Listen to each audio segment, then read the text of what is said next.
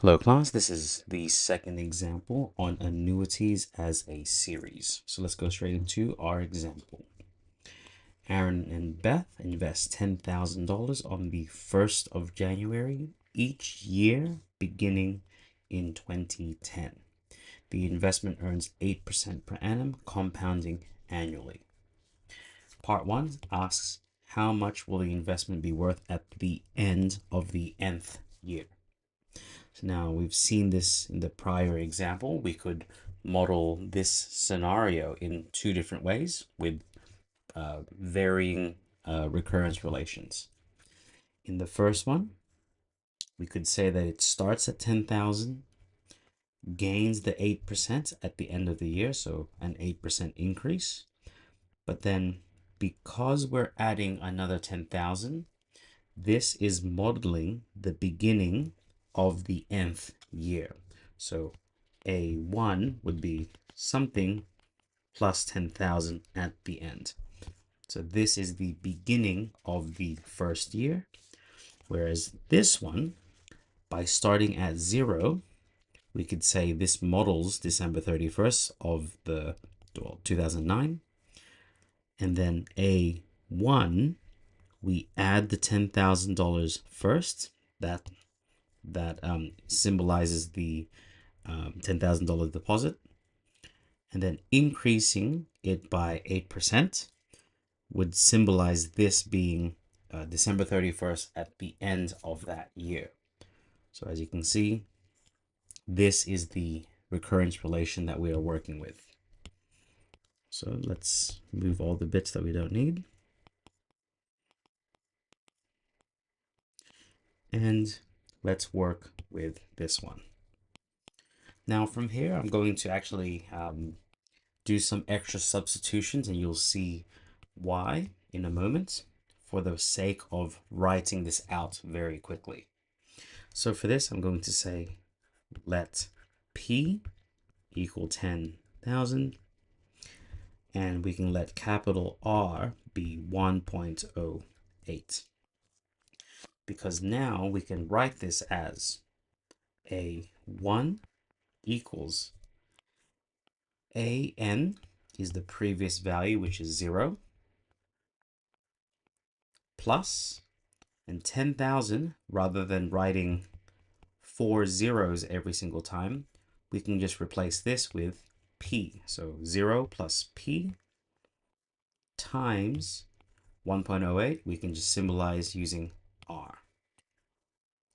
So just for this, I'm going to write on the same line, expanding this. 0 times R is 0. P times R is simply PR. A2 is the previous term, PR, plus 10,000, which is another expression of P, times R.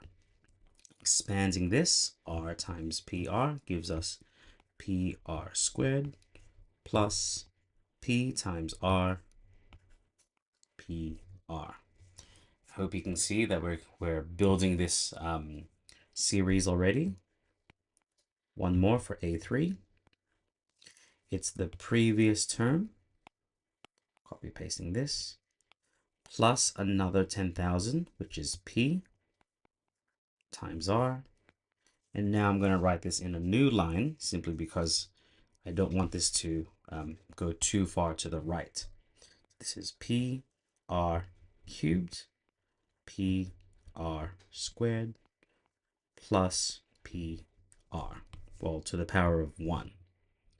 From here, we can see a pattern emerging. We can say A of n must be PRN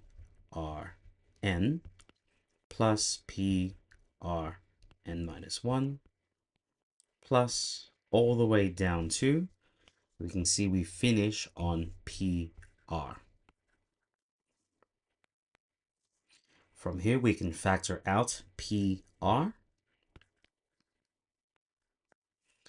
And as I've done before, I'm going to switch the order of this so that it is in increasing order.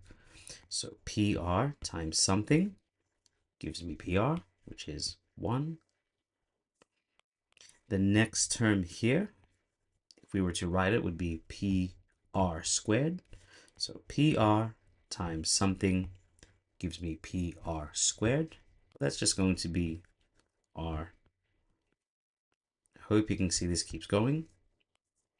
PR times something gives me PRN. So we can see that that becomes R to the power of n minus 1. From here, the bracket here can be written as a sum of a geometric series where, let's write this out here, A is equal to 1, R is 1.08, which I'm still going to write as capital R. And if we count the number of terms n, it goes from, this one will be R to the power of 1 all the way to n minus 1. So what I've boxed in, there are n minus 1 terms, including this one. There are n terms here. So from here we can say A of n is P R brackets. I hope by now we are very familiar with the sum of a geometric series, ARn minus 1, R minus 1. Using that formula, we get 1 is A, which I'm not going to write. R is 1.08, which is capital R, to the power of n minus 1.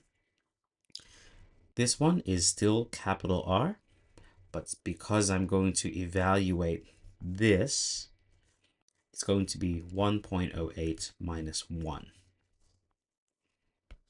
Hope from here you can see this can be evaluated. So it's going to be, well, P I'm going to leave as is. So this, I'm going to read this as 1 divided by this one. So 1 divided by 0.08 gives me 25 on 2, but I'm going to write that 12.5 because it's not too bad as a decimal. So 12.5 P R R to the power of n minus 1. Now from here, I'm going to resubstitute my numbers now. So these three are 12.5 times 10,000 times 1.08. So that's these two. Brackets 1.08 to the power of n minus 1. And evaluating that in the front. So 12.5 times 10,000 times 1.08. This gives me 135,000, 1.08 to the power of n minus 1. And this is my expression for A of n. And from here, the remaining questions actually become very straightforward because it's just a matter of manipulating this into whatever question that we need. So from here, it says calculate the value of the annuity on the 31st of December, 2030. So 31st of December is just the end of the year. And so 2030 is simply 20 years after the start date. So n equals 20. Oops. So A of 20, simple calculator thing now.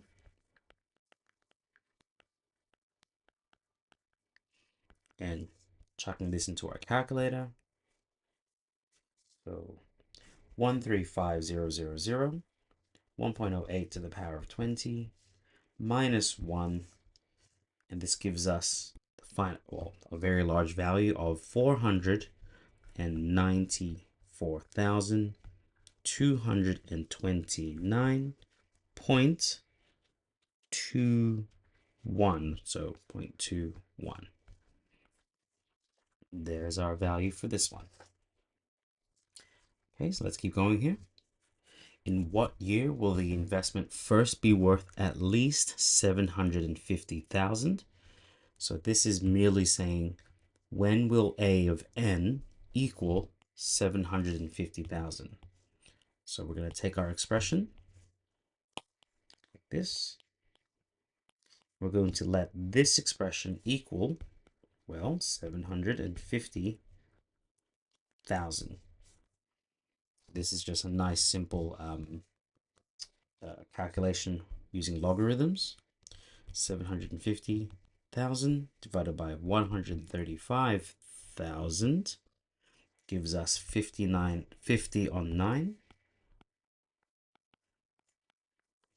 It has 1.08 n minus 1. I'm going to add 1 to this, so our answer plus 1. 59 on 9.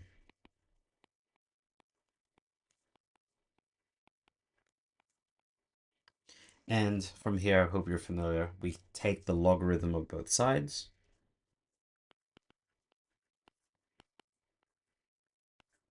59 on 9. And we divide both sides by that ln 1.08.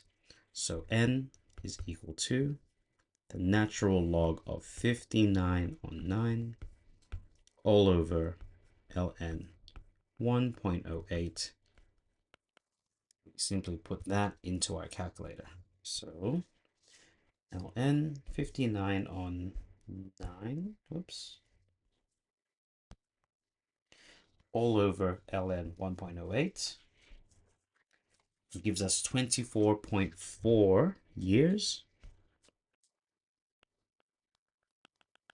But remember, with series and sequences, we can't just follow the regular rounding rules. We need to consider that if we round this down to 24, it will go below 750,000.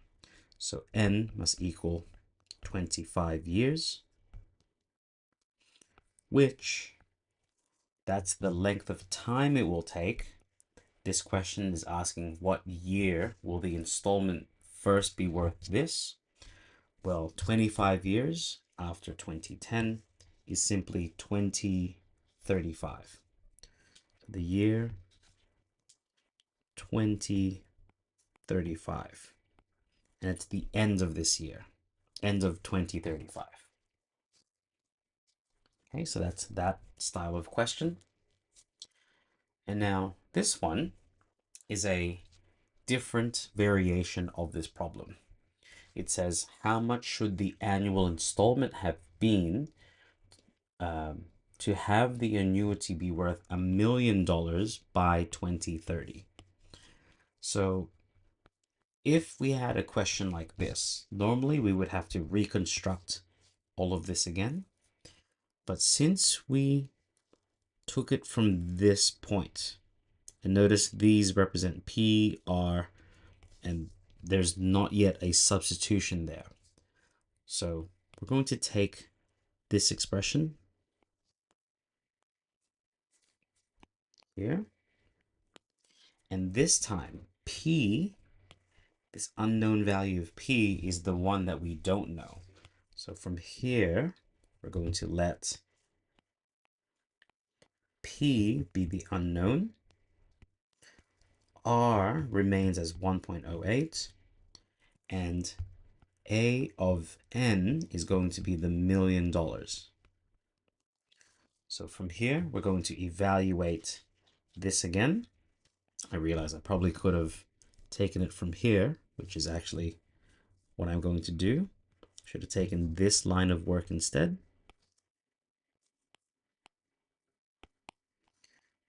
Because from here, the only change that we will do now is that P is the unknown. So this will become this left-hand side, 12.5 times 1.08 P, bracket 1.08 to the power of n minus 1. We're going to let this equal 1 million. And then again from here, n, should have written it here. We actually know what n is equal to. That is, again, 20 years, because it's the same 20, 30. So that is going to be 20.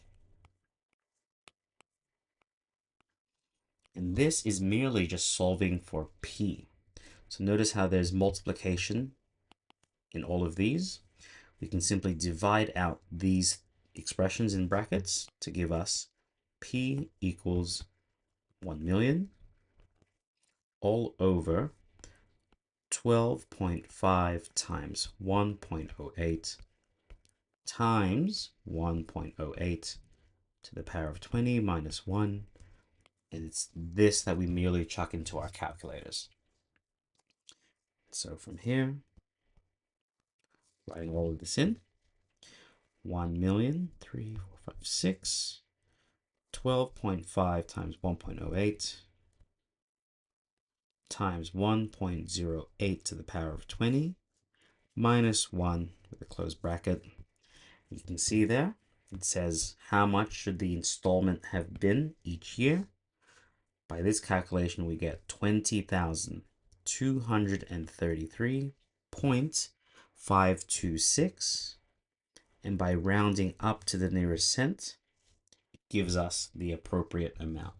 So this, if Aaron and Beth deposited 20,000, well, this amount, every year in 2010, by this compounding interest, they will have $1 million in 20 years.